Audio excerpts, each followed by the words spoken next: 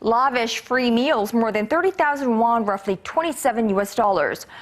Rounds of golf, expensive gifts of beef and ginseng worth more than $46. Well, these will be off limits for civil servants and teachers and journalists in Korea under an anti-corruption law that takes effect in less than 2 weeks from now.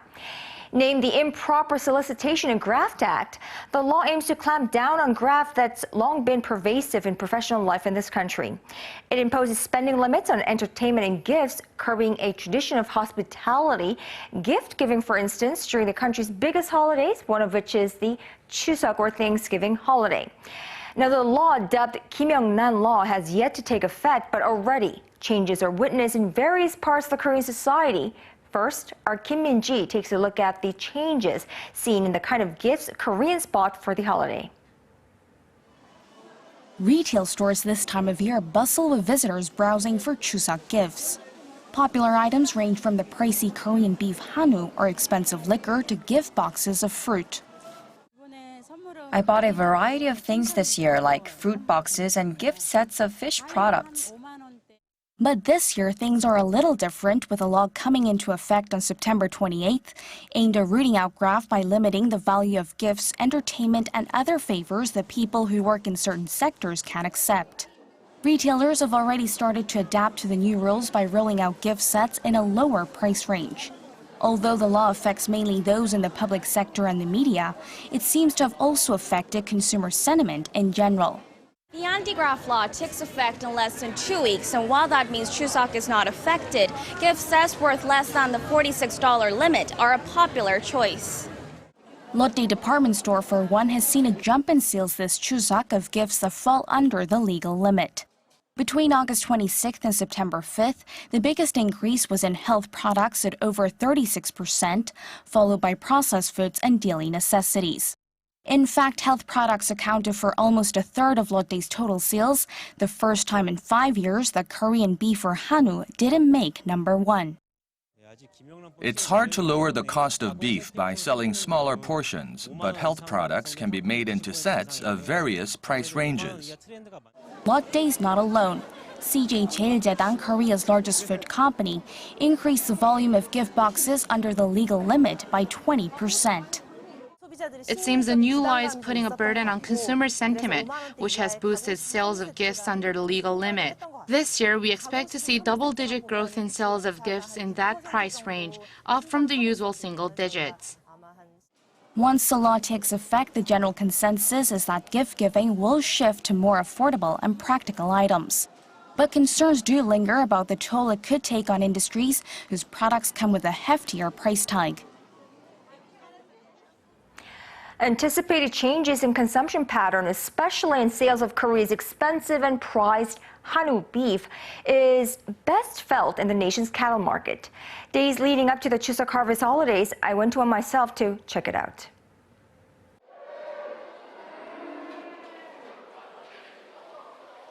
Before the break of dawn, once every 5 days, livestock ranchers from all across the nation gather here at this auction market to put their cattle up for bid. This is usually the high season for cattle breeders in the country. Days leading up to the Chuseok holiday season, with live cattle prices and auction volume increasing in anticipation of emerging rising demand at the retailers. This year, however, things are looking different, they tell me, even here at the largest cattle auction market in the country.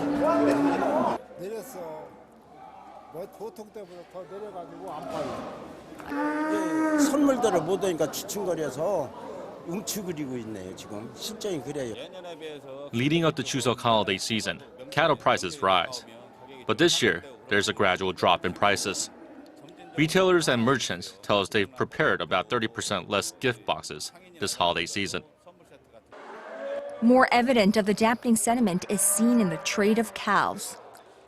Livestock ranchers are hesitant about buying cows because they expect beef prices to fall once the Kim Young-nan law takes effect. Kim Yoo-nu has been working as a livestock dealer here at this Hongsan cattle market for nearly 50 years. He tells us this is one of the worst Chuseok holidays he's seen in decades.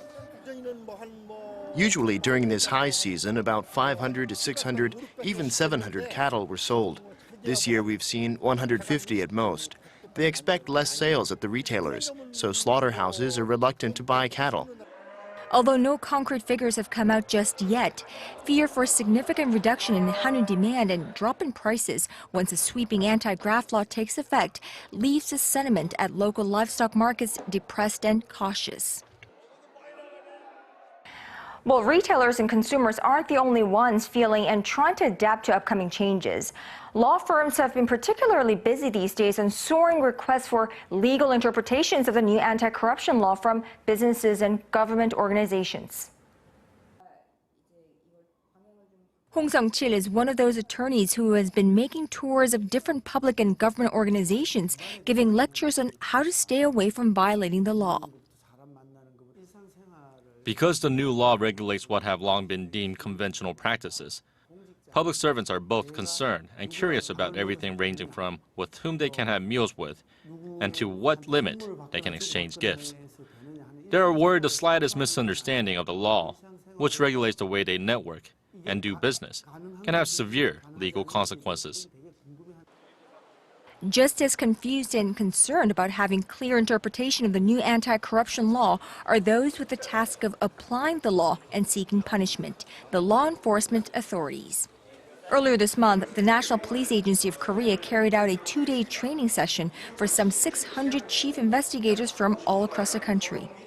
As this is the first law of its kind, we're still unfamiliar and unclear about what constitutes a violation and what we as police officers need to investigate.